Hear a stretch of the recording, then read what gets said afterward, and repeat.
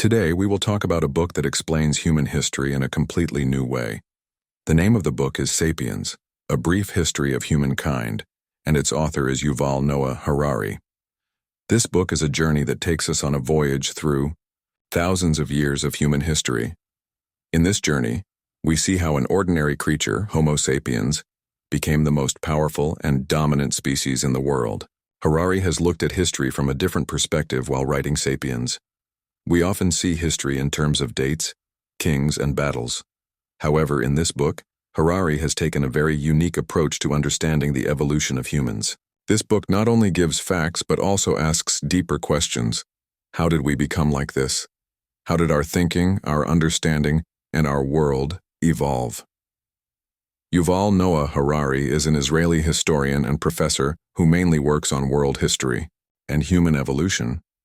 He obtained his doctorate from Oxford University, and the main focus of his research is how our species, Homo sapiens, made such rapid progress. Harari's interest is not limited to history. He also tries to explain the future and the present. His approach is quite interdisciplinary, in which he uses history along with science, philosophy, and sociology. Harari is not only a historian, but also a philosopher.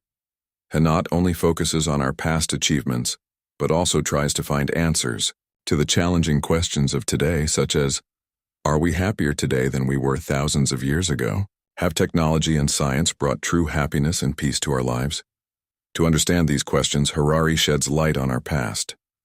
The specialty of Sapiens is that it connects our existence from a 70,000-year-old past to the present and the possible future. In this book, Harari talks about three major revolutions: the cognitive revolution, the agricultural revolution, and the scientific revolution.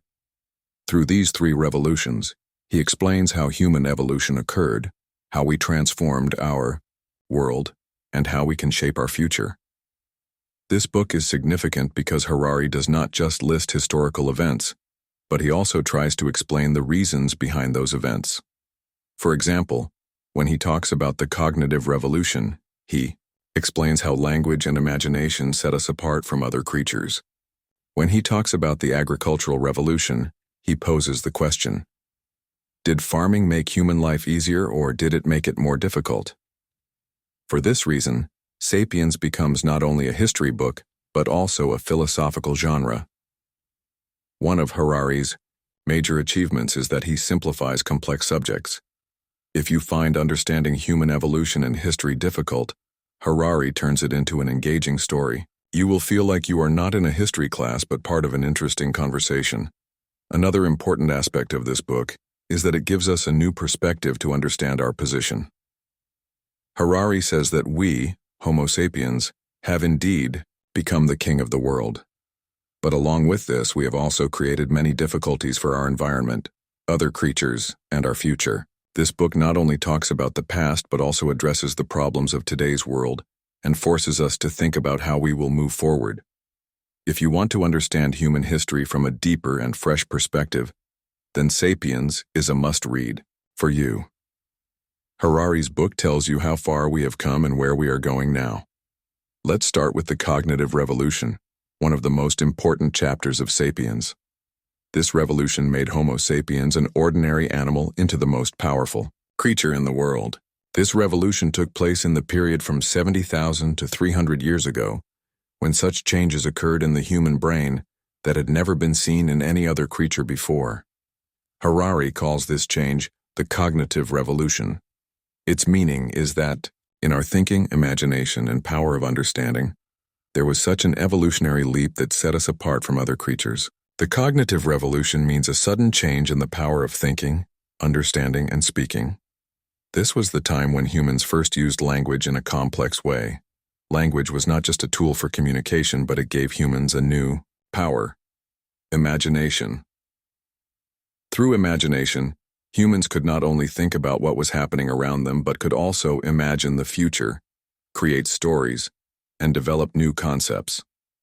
This was the beginning of the cognitive revolution. Until the cognitive revolution happened, humans were ordinary animals living like other creatures. Our hunting methods were not much different from other animals either. But as soon as the cognitive revolution boosted the power of our brains, we started developing new ideas, tools, and strategies.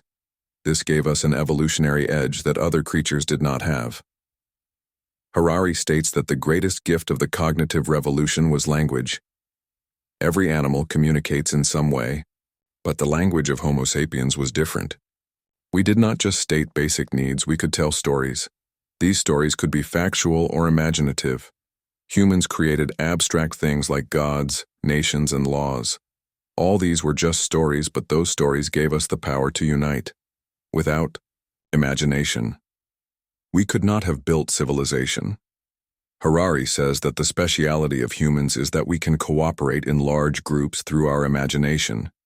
This cooperation could happen on a large scale, whereas other creatures were limited to small groups, like in groups of bees or ants there is a certain limit.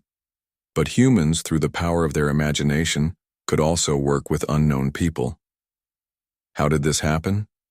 Through common stories and beliefs. We all believed in the same story, like one God, one king, or one rule. These abstract ideas kept us connected. After the cognitive revolution, there were big changes in the social structure of Homo sapiens as well. The first change was that humans started living in larger groups. When we developed a new way of thinking and communicating, we started working together with other people. This is why we learned to organize our groups more than other creatures. The complex cities and business organizations we have today are all results of the cognitive revolution. Harari states that after the cognitive revolution, humans had social flexibility that no other creature possessed. Another big change was the development of technology. The cognitive revolution helped humans create new tools. Through language, humans conveyed their ideas to others, and then together developed new tools and techniques. Examples of tools of that time include stone tools, controlling fire, and the development of early weapons. All these things started making humans more powerful. Humans started manipulating their environment, started controlling the animals around them, and gradually humans became the dominant species in the world. After the cognitive revolution, one of the biggest changes was that humans started dominating their world. Before this revolution, we were dependent on other animals for our survival, but after this, we started controlling our resources. We found new ways to grow more food and made new weapons for our protection. Harari gives an interesting example of the difference between Homo sapiens and Neanderthals. Neanderthals were also animals like us, but they went extinct. After the cognitive revolution, the network of Homo sapiens became stronger, while Neanderthals remained limited to small groups. Because of this, when resources were scarce, Homo sapiens used their power of cooperation and communication, survived more efficiently, and Neanderthals faced extinction. This was the impact of the cognitive revolution. We got an evolutionary advantage over other creatures, in which we eliminated their competition for resources. The cognitive revolution set us apart from other creatures because we evolved our thinking beyond basic needs. Harari explains that other animals live according to their basic needs, such as finding food, protecting themselves, and propagating their species. But Homo sapiens, through the power of thinking, saw their world in a new way. If seen at a basics level compared to other creatures, human thought was at the next level. Humans developed the power to understand the basic rules of the world around them. This was not just related to survival, but to how new ideas could be created, new concepts developed, and how we could control our environment in new ways. Because of this, we developed civilization, technology, and social structures. The cognitive revolution made humans the most influential creature in the world. It gave us the power to control our resources and turn complex ideas into reality. After the cognitive revolution, another major turning point in human history arrived: the agricultural revolution. This was a revolution that completely changed our society, our lives, and the entire structure of the world. Harari says that since the agricultural revolution, humans made a drastic change in their way of life. From the hunter-gatherer lifestyle where people roamed the forests and lived on whatever they found, humans started settling in one place and growing their food. However, the impact of this revolution was not so simple. Along with this transition, humans also faced new challenges and problems. The agricultural revolution was the period when humans, instead of roaming the forests to find food, settled in one place and started farming. This started about 10,000 years ago when people began to understand how trees and plants could be grown and how it was possible to domesticate animals. In the hunter-gatherer life, humans depended on nature for their food. Whatever fruits, nuts, and animals they found, they ate. But as soon as the idea of farming came about, humans started controlling their food. Agriculture meant that humans learned to manipulate their environment for the first time. Now, instead of roaming the forest to find food, we started growing crops on our land. Humans learned to plant seeds, water crops, and harvest them. The benefit of this was that we now had a reliable food source, and we did not have to find food every day. In the hunter-gatherer life, humans constantly moved. Their lives depended on how many resources were available in an area. When resources became scarce, people moved to other places. That is, hunter-gatherer societies were more mobile and smaller. But as soon as the agricultural revolution came, humans started settling in one place. The concept of permanent settlement came from this period. One benefit of farming was that humans no longer had to change places frequently. According to the crop cycle, humans set their life patterns. During the harvest season, crops were grown, and then they were stored to have food for the rest of the year. This was the first time humans started creating a surplus of food. A surplus of food meant that some people became free to do other work besides farming, such as making tools, pottery, or new inventions. As a result, the development of specialization occurred. But along with this transition, some drawbacks also came. In hunter-gatherer societies, humans lived on a more physically active and diverse diet. But agriculture confined them to one place and a specific diet. Harari says that the agricultural revolution did change human life, but not everything was positive. Agriculture had some benefits, such as humans getting a chance to establish a base in one place, which led to the development of large cities and villages. When more crops started being grown, humans had a surplus of food. This could be stored for tough times ahead. When food was in surplus, not everyone needed to do farming. Because of this, people started developing different skills, such as pottery, weaving, metalworking, etc. This led to the development of civilization. But agriculture also had some disadvantages that were not present in the hunter-gatherer life. When humans started settling in one place, they began to see their land as an asset. This introduced the concept of property and wealth. Now people started fighting for land, and social hierarchy, debt, and inequality began with land ownership.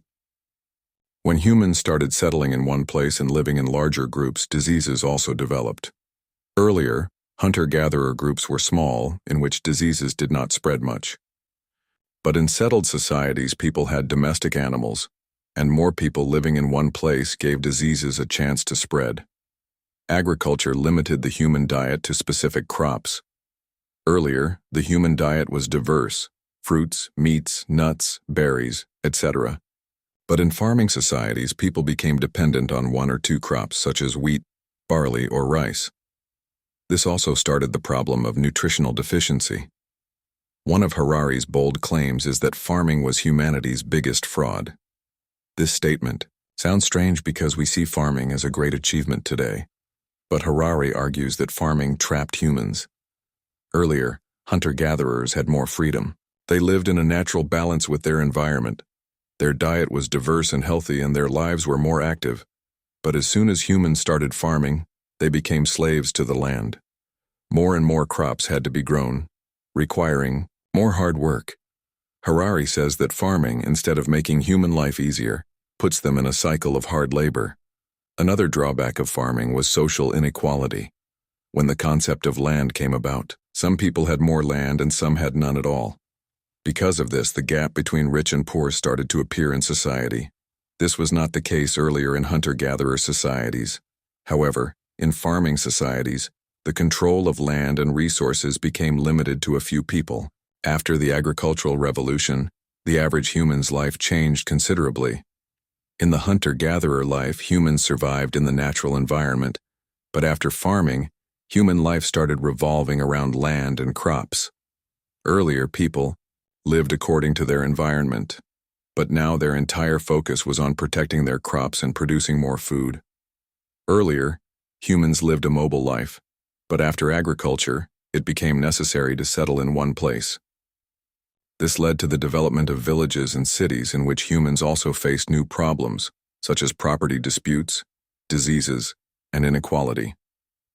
A typical farmer's day was full of hard labor.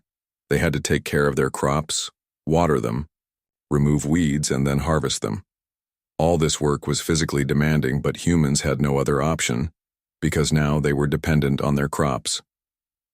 In this way, the agricultural revolution permanently changed human life. It gave us a chance to settle in one place, but also put us in a trap where we keep working hard for our resources and face new social and health-related problems. After the agricultural revolution, the structure of human society changed. But another big change occurred when different societies started interacting with each other. This interaction started the process of unifying humankind. Yuval Noah Harari says that some key factors were behind this unification: money, empires, and religion. These three things proved helpful in bringing together different groups of society. Harari explains how people living in different parts of the world, who were previously connected only at the level of their small tribes and cultures, started to connect. When humans lived in hunter-gatherer societies, their interactions were limited. They lived only with a small group, and there was not much interaction with other groups. However, as humans started settling in farming communities, the size of societies increased, and different groups started coming into contact with each other. The process of unification begins from here. Trade and exchange of resources were also necessary between different societies. This need became the reason for cultural exchange between societies. Earlier, people only followed the practices, beliefs, and ideas of their specific region. But as interaction increased, cultures and innovations started to spread. People from different regions of the world started learning new things from each other. This exchange became a source of global trade of languages, customs, technologies, and religions. The role of money was very important in this unification process. Harari says that money acted like a common language that everyone could understand, regardless of their culture or language.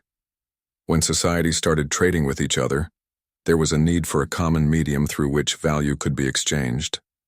The concept of money came into play here. There was a powerful concept behind money: trust. Harari explains that money is something in which everyone has faith, without thinking about the other person's culture. Background. A logical reason for this was that money became part of a universal agreement. Earlier, the barter system was used, but there was a problem with it.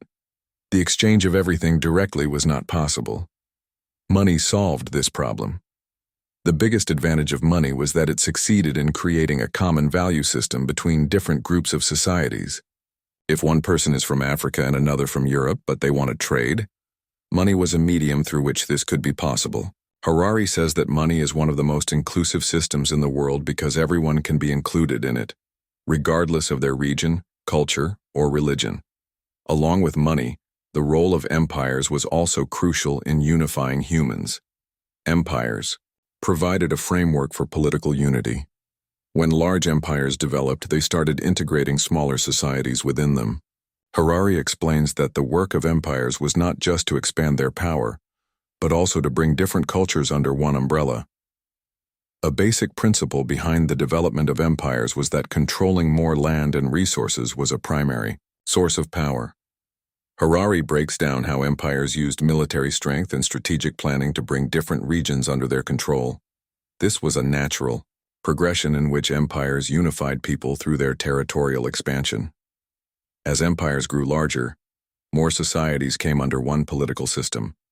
Through empires, humans got a common legal system, taxation structure, and administrative framework. This system brought societies under a common law, which promoted unification and integration. You can see an example of this in the Roman Empire, in which a large part of Europe was unified under one political structure. Along with money and empire, a third factor that helps in unifying societies is religion. Harari says that religion provides an emotional and cultural bond to humans. Religious beliefs gave people a shared understanding of the nature of the world and their existence. People justified their actions and connected their lives with a purpose. Harari argues that the impact of religion was so great that it established a moral code between societies. This moral code guided people on how they should live, what is right and what is wrong. This created a shared cultural framework that brought people from different regions under a common belief. This belief system promoted a universal understanding that emotionally connected societies to each other. Harari also explains that religion was based on a myth that guided people, whether or not it existed in reality. But the psychological impact of this myth was powerful, giving societies a purpose and unity. The rise of capitalism and the development of global trade was a logical step that became part of the unification process. Harari says that when societies started trading their resources, it led to the development of a global economic system. Harari says that colonialism was a part of this framework of global trade and capitalism. European powers established colonies to expand their resources and economic systems, which became new sources of raw materials and trade for them. The rise of global trade was also possible because money, empires, and religion had provided a common framework. Trade connected cultures, ideas, and innovations with each other. As the exchange of resources and goods increased between different regions, there was also an exchange of technology and knowledge. An example of this can be seen in the trade routes of the Silk Road, in which many things were exchanged from China to Europe, such as silk. Harari further explains that the first principle of capitalism was based on a simple logic, the concept of profit and investment. When people started making a profit by investing resources, the development of the economy became even faster. Global trade accelerated this process further. Through empires, trade, and religion, the cultures and ideas of different regions reached every corner of the world. This trade happened quite naturally because the interaction between societies increased. Harari explains this logical progression that the development of innovations was a natural result of cultural exchange. When one society adopts the ideas and practices of another society, new inventions and technologies are born. You can see an example of this in the development of the printing press, in which an invention from China reached Europe and from there spread to every corner of the world. Money, empires, and religion brought humans into the framework of a global society. They promoted economic, political, and cultural unification among people. Harari says that without these things, the globalized society we have today would not have been possible. Money provided a common economic language, empires gave political stability, and religion promoted emotional and cultural connections. There came an era in human history that we call the scientific revolution. This was a turning point that completely changed human thinking and the way we understood the world. Yuval Noah Harari, in Sapiens, defines the scientific revolution as a critical movement that was responsible not only for the development of knowledge, but also for changing the perspective of humans towards the world. Harari says that the scientific revolution was based on a simple idea: we don't know everything. This idea challenged the beliefs of the old world, which were mostly based on religious and traditional values. Science gave a new way of understanding the world. The biggest thing was that during the scientific revolution, humans began to believe that knowledge and progress could be freely increased through experiments and observations. Earlier, most people understood every event and thing in the world through religious or divine powers. However, with the scientific revolution, humans began to explore the phenomena of the world logically and scientifically. The scientific revolution began in 16th century Europe when people began to question traditional beliefs. Scientists like Copernicus, Galileo, and Newton showed that what we thought about the universe could also be wrong. The heliocentric theory established that not the Earth but the Sun is at the center of the universe. This was a revolutionary thought that challenged the belief systems of the entire world. Harari mentions another important aspect of the scientific revolution: the interconnectedness of science, technology, and capitalism. These three things support each other and help in accelerating progress. Harari says that science and technology played a major role in the development of modern capitalism. Science gave birth to new technologies, and technology promoted new products and innovations that helped in advancing capitalism. A simple example of this is the Industrial Revolution, which was made possible by machines and scientific advancements. Machines drastically changed the way of production, making the production of more and more goods possible. Markets developed to sell these goods, and this process further strengthened capitalism. Harari says that exploration was also a byproduct of science and capitalism. As explorers explored new continents and lands, they found new resources and markets. This exploration began with scientific curiosity, but capitalism supported it because new markets meant more profit. In this way, science and capitalism work like a cycle that fast-tracks progress. The scientific revolution drastically changed humans' understanding of the universe and their existence. Harari explains that, earlier, humans saw themselves at the center of the universe, but science showed us that we are just a small part of this massive universe. When discoveries began to happen, humans began to study their surroundings with scientific tools. Subjects like physics, biology, chemistry, and astronomy were explained to us. That nature has its own rules that can also be explained logically. This understanding shook the religious beliefs that had always said that every explanation for everything is ritualistic or divine. Scientific advancements also gave us the power to control nature. For example, the development of medicine increased human life expectancy. Earlier, people understood diseases as divine punishment or curses, but science showed that diseases have biological and environmental reasons, whose cure is also possible. This was a paradigm shift that gave humans a sense of control and knowledge about their surroundings. It promoted rational thinking and a logical approach in societies. Some major advancements of the scientific revolution directly affected societies. A prominent example is the work of Isaac Newton. Newton's laws of motion and the theory of gravitation not only revolutionized science, but also engineering and technology. Darwin's theory of evolution explained that humans evolved through a process and that we are all interconnected with living organisms. Darwin's theory gave rise to a moral and religious debate in societies because this theory challenged traditional beliefs. But in the scientific community, this theory accelerated the development of biology and genetics. Harari says that science also played a major role in changing political and economic systems. As science and technology increased military and industrial capabilities, powerful nations and empires began to manage their resources in new ways. The development of modern warfare, communication systems, and transportation networks further strengthened the interconnectedness of the world. Harari also offers a controversial perspective that science is like a new religion. Earlier, humans looked to myths for answers to their questions. Where did we come from? What is our purpose, and what is the structure of the universe? But science has gradually become the system towards which people look for answers in the same way as they used to in religious scriptures. Science has given birth to a new moral framework that is based on empirical evidence and logical reasoning. Harari says that just as religious institutions guided societies for centuries, today scientific institutions direct societies. Universities, research labs, and scientific organizations have become new centers of authority and trust in today's world. Harari also explains that the appeal of science is that it always promises progress and improvement.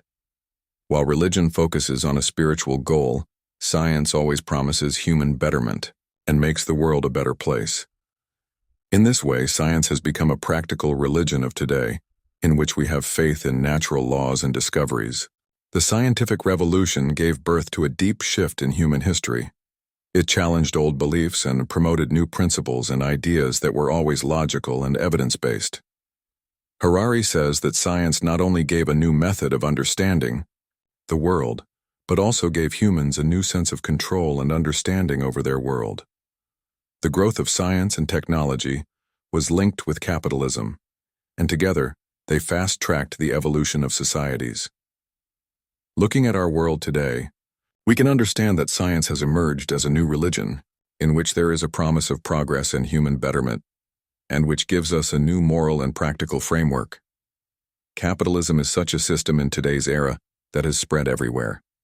Harari, in his book Sapiens, sees capitalism not just as an economic model, but as a powerful force that deeply shapes modern society. The direct meaning of capitalism is that the production and distribution of goods and services is in the hands of private individuals and companies, where profit-making is the primary objective. With the advent of capitalism, a new focus on continuous growth came into human societies. Earlier, the priority for societies was survival, but capitalism changed the way humans live. Now the priority is not just to fulfill basic needs, but continuous expansion and wealth accumulation. The biggest driving force of capitalism is competition. The companies that are more innovative and efficient are successful in the market. This process also shifted human priorities. Where survival and basic needs were important earlier, now people's focus is on wealth, material goods, and more accumulation. Harari says that this shift influences not only the economy, but every aspect of human society, from how we live to how we think. If seen as a basic principle, the idea of capitalism is simple. The market runs on the balance of supply and demand. Harari explains that this principle is based on human needs and desires. People always want something new to satisfy their needs and desires, and the market evolves accordingly.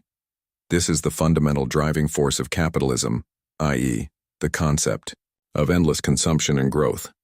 A major shift came into human history. Earlier, humans lived in a finite world with limited resources and finite wealth. However, after the advent of capitalism, this idea changed. Now, in human societies, there is a new mantra of infinite growth, which always focuses on more production and more consumption. This is a new ideal in which societies and economies cannot survive without growth. Harari says that this thinking impacts every aspect of human life: how we see our work, how we set the goals of our lives, and how we understand our world. The work of every human is to contribute to the This continuous consumption affects not only individuals, but also the environment and global resources. There is an over-exploitation of natural resources because the cycle of production never stops. Harari says that this is a major drawback of the capitalist model. The goal of endless growth is not sustainable, and it disturbs the world's ecological balance. Harari points out in his analysis that the effect of capitalism and consumerism can also be negative on long-term happiness. The promise of more wealth and possessions is not always fulfilled. Studies show that after a certain point, the correlation between wealth and happiness weakens. Harari says that the source of real happiness and fulfillment for humans is not external material success but internal psychological well-being. To explain this concept, a simple analogy can be taken: the hedonic treadmill. In this analogy, it is said that as soon as a person fulfills one of their desires, their happiness temporarily increases, but after some time, that same level of happiness to experience again develops a new desire.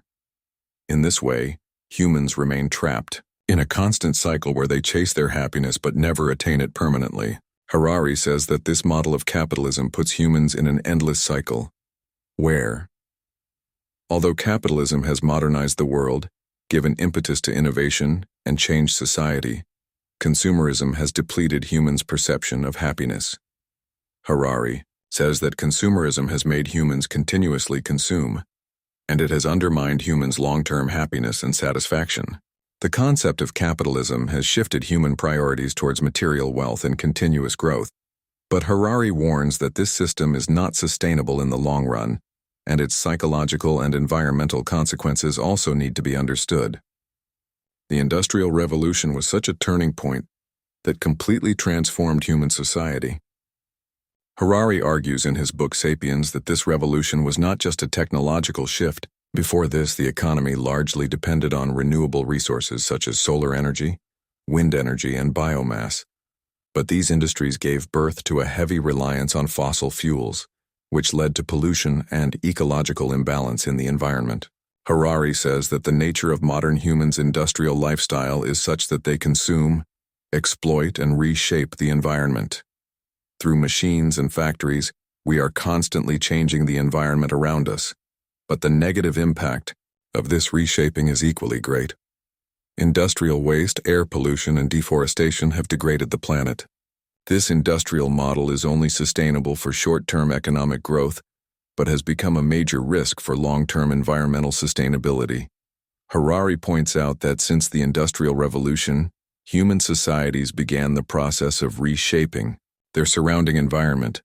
But this reshaping process became a self-inflicting trap. Humans constantly manipulate the world around them through machines, by building factories, cities, roads, but in this process, humans went far from their nature. Modern human societies want complete control over their environment, but this control has now become a heavy burden on humans. Another aspect of this reshaping that Harari highlights is that we are not only reshaping our physical environment, but also ourselves. After the industrial era, human life has become more mechanical. Under machines, schedules, and mass production, people have moved away from their natural instincts, spontaneous nature. Human lives have now largely become structured and mechanized. The Industrial Revolution brought a complete transformation of human society. Harari says that this revolution fundamentally changed human work, production, and lifestyles. Machines replaced manual labor and put human societies into structured and predictable systems. Harari says that AI will not only automate human tasks, but the boundary between AI and humans will become blurred. With the advancements in AI, the integration of human minds and machines will start happening. This is a possibility where humans can extend their biological limits and creates a cybernetic organism, which could lead to the evolution of a new species in the form of cyborgs. Harari makes the point. Until now, evolution was a slow and natural process, but now we are accelerating our own evolution with our own hands. Humans are now trying to go beyond biological limits. Integrating mechanical and digital components within biological organisms and re-engineering genes could become the core of our future species. But this evolutionary leap also has a negative aspect: the issue of equality and justice. If only a few people have access to biotechnology and AI, it will create a divide between a biological elite and a normal human, i.e., a stark difference between a genetically enhanced elite class and a normal Homo sapiens. Harari warns that this divide could further deepen social inequality, increasing the risk of conflict and division in the world. When humans start controlling their own evolution, some serious ethical questions arise. Harari says that the direction we are going in is taking us away from our biological nature. Should we bypass the natural processes of nature and modify ourselves? Should we sacrifice our humanity just to become more intelligent or more powerful? And if we replace our bodies and minds with machines, will we still be called humans? Another important point of Harari is control. When we use biotechnology and AI, we also have to think about whose hands these technologies should be in. Is it right for governments or private corporations to control such powerful technologies? If AI or genetic engineering is misused, its consequences for humanity could be catastrophic. Therefore, Harari raises the question of who will play the role of responsibility, and to what extent should we include these technologies in our lives. Harari says that when humans control their own evolution, they gain the power to create a new species. But in this process, what will be the real meaning of human existence or humanity? If we replace our biological nature, will we lose our human essence? Will we remain human even after integrating with machines? Or will we become post-humans? These are challenging questions whose answers are not simple. Harari's perspective is that the future of humanity is now largely in the hands of humans. The direction we are taking ourselves in is an unprecedented path, where we are creating a new reality by merging our biological and intellectual capabilities with machines. Harari says that the future of Homo sapiens will not just be the result of evolution, but will be the decision of humans' hands. Advancements in biotechnology and AI can take humans beyond their limits, and we can transform them into a new species. But this transformation also brings ethical and challenging questions. Harari's message is simple. The direction we will go in the future will largely depend on our choices and decisions. Yuval Noah Harari not only explains history and human evolution in his book Sapiens, but also touches upon the deeper philosophical questions of human life: happiness, purpose, and meaning. Harari raises the question that with all the progress and technological advancement that humanity has achieved, have we really become happier? Are we living more satisfied and purposeful lives in today's modern era than the ancient humans who hunted in the forests thousands of years ago and lived a simple life? Harari directly asks this question: is today's humans happier than the humans of ancient times? Today's modern humans have technology, healthcare, luxury, and comforts that humans thousands of years ago could not even imagine. But despite all this, Harari says that the level of happiness is perhaps not as great as we understand. From Harari's perspective, happiness is not just connected to material possessions, progress, and economic growth. Even though modern humans have machines that make work easier, medicines that prevent diseases, and communication tools that connect the whole world, despite this, people feel lonely, stressed, and disconnected. That's why Harari says that today's humans are perhaps not happier than the hunter-gatherers of ancient times. The life of those ancient humans was physically challenging, but they were deeply connected with their community, and they saw a direct purpose in their survival. Harari also argues that modern humans also have to compromise with happiness because of their expectations. Today's human constantly wants more money, more success, more convenience, and when our expectations do not match reality, dissatisfaction and unhappiness increase.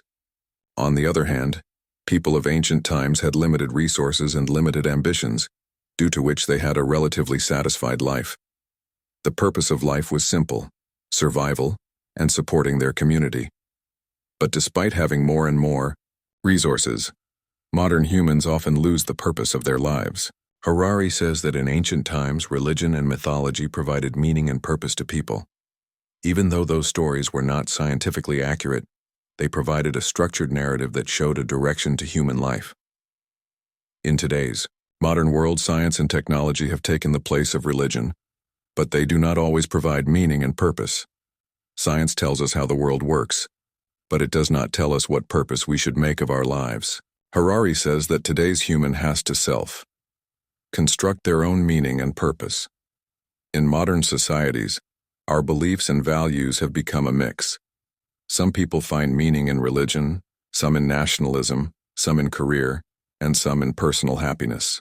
However, the absence of a universal sense of purpose often puts modern humans in an existential crisis. Today's human is often confused about what the real meaning of their life is. Another interesting perspective of Harari is that the concept of happiness of modern humans is itself problematic. In today's time, we often connect our happiness with external achievements: a good job, a big house, a perfect relationship. But Harari says that true happiness is perhaps in internal things like contentment, inner peace, and emotional well-being. People of ancient times did not have so many material things, but they had a deep connection with themselves and their community.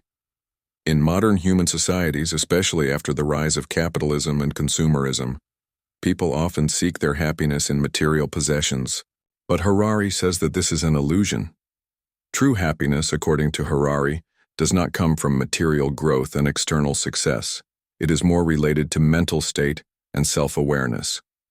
Harari raises this question in his book.